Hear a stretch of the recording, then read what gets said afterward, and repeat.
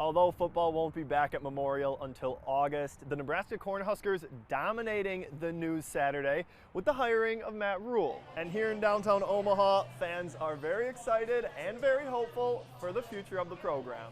The owner wants to propel parkour and stop the social stigma by coaching professionalism versus recklessness. And getting the form down is a lot harder than it looks. Sarah, Jerica Schumann was walking along Maple Street when she was hit by a vehicle, later dying because of those injuries. Now, her family hopes to carry her legacy with them. Confident, caring, and nurturing. That's how Dale Schumann describes his daughter, Jerica. I'm looking at this picture right here. This is her high school picture, but that smile, those beautiful eyes, they're burned into my soul. Jerica Schumann was 29 years old, the only daughter in a family of 6 children. On Friday afternoon, her family made the difficult decision to take their daughter off life support. I feel broken, I feel lost, shattered soul, you name it, I probably feel it right now. A decision Dale wishes no parent has to make, but a decision that led to something he calls poetic. She passed at 4:57, but right before she passed, and I don't care if the nurses say it's a reaction or a reflex or not, but she opened her eyes for the first time. Opened her eyes, I said, we're letting you go, you can go, we have everything taken care of. She closed her eyes, she took a breath, and passed. Jerica's older brother Dylan reflecting on his own life and relationship with his baby sister. My first job in life was to be her big brother. So, and I was very proud of that. I was very proud of that. Jerica leaves behind a 9-year-old daughter, Vanessa. As much as I miss my daughter, her daughter's going to miss her 10 times as much. And that's going to be tough. There's nobody that can fill that void ever. Being a mother, something Dylan says was meant to be for Jerica. She gave us the first grandchild, my first niece, and she was meant to be a mom. A mom, sister, and daughter the Schumann family hopes to carry with them for a long time. And in fact, Jerica's memory will live on long beyond the rest of the Schumann family. Her dad telling me they plan to cremate her and have her ashes and urn buried, turned into a red maple tree. In Omaha, Cal Larson, KETV, Newswatch 7.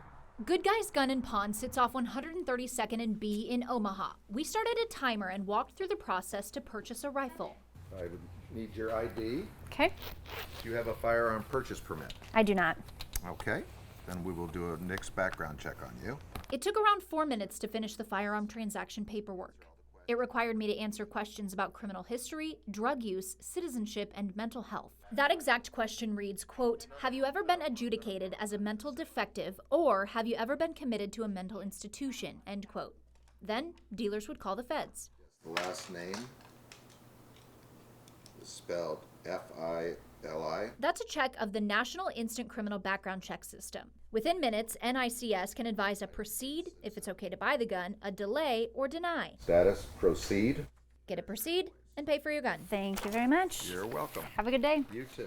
It took us around 10 minutes from door to door. Federal firearms dealer and Good Guys owner Doug Hassel says other than a criminal record, sellers don't always know what NICS looks for. A lot of different things. I'm not really privileged to how the federal government decides whether you can have one or not. One thing sellers can't know is a person's mental health history besides what they report on the form. No, it's impossible for me to know if somebody's sane or insane or has problems, if they're having problems at home. However, if someone comes in and they are exhibiting behaviors that you don't think that they should own a gun, do you as the store owner have the ability to turn that person away?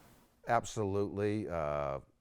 And I have before. Hassel says anyone over 18 can buy a long gun in Nebraska, but recently there has been a shift federally. They're pretty much delaying any person that's under the age of 21. So an 18-year-old comes in out of high school and he wants to buy a shotgun to go hunting. Well, they're going to deny it, or not deny it, but they'll delay it until they do future checks. Hassel says dealers do their best to vet buyers, but he says it ultimately falls on the feds, especially in mental health checks.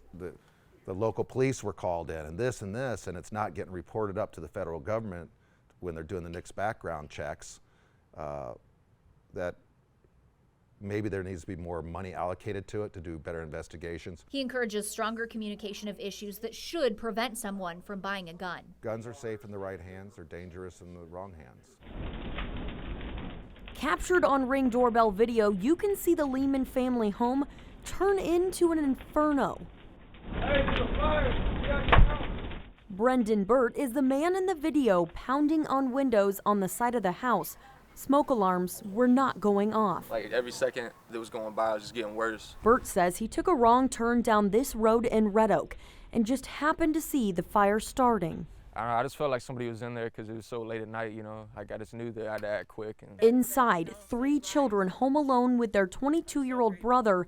The banging and screaming woke them up. Everything was just black in the living room. There was nothing left of it. Now watch this. You can see the 3 younger kids burst through the front door through the smoke and flames. They came out the door, like I just felt, I just wanted to break down and cry. Like I don't even know these people here. And what feels like an eternity after that, the oldest sibling escaped just in time. Walked up into an oven of heat and flames on the front wall. The children's parents were out of town when they got the call. You better just come over here because you're family now. On Wednesday, their mother, Tender, met the man who saved her children. So I'm so incredibly grateful. For sure. My kids wouldn't have made it, man. Sadly, 5 dogs didn't make it out. 2 others survived. The house is a total loss. This is our living room right here. But Tender says at least they will be able to move forward together, thanks to Burt. They're safe, and they're safe because of him. You know what I mean? Lives were saved here, souls. Here on Grant Hansen's farm, it's been really tough on all of the crops out here. The drought has decimated portions of his crop. I've got places out in my field that just burned right to the ground. Hansen farms over 1,000 acres in Dodge County. This year, just corn. Looking at his crops now, he is grateful for what he did earlier this year. The smartest thing I did at the start of the year was I bought absolutely maximum crop insurance that I could buy. Hansen has 3/4 of a mile of Platte River frontage, another area affected by the drought. Nate Dorsey from the UNL Extension Office puts the crisis in perspective. It's pretty rare. I would say the last time that this area of the state and a lot of Nebraska really struggled with drought was in 2012. So it has been a while, and even then I don't know if it was quite as bad as it is now. It's been at least 10 years since we've seen the Platte this dry. According to Dorsey, he says change could come with a wet winter and spring. You know, one rain event isn't going to fix the drought conditions that we have. Hansen sees it. When the Platte is low, so is the water level in his irrigation wells. And as the drought continues, it only affects his season more. Harvesting is going to be earlier. I'll probably get started harvesting corn here the end of the month of September or first part of October. Corn will probably dry down quicker than it normally would in weather like this. In Dodge County, Cal Larson, KTV, Newswatch 7. So as you heard, very excited and very hopeful for the future of the program. And that excitement will only make the months before fans return here go by that much quicker. In Lincoln, Cal Larson, KTV, Newswatch 7.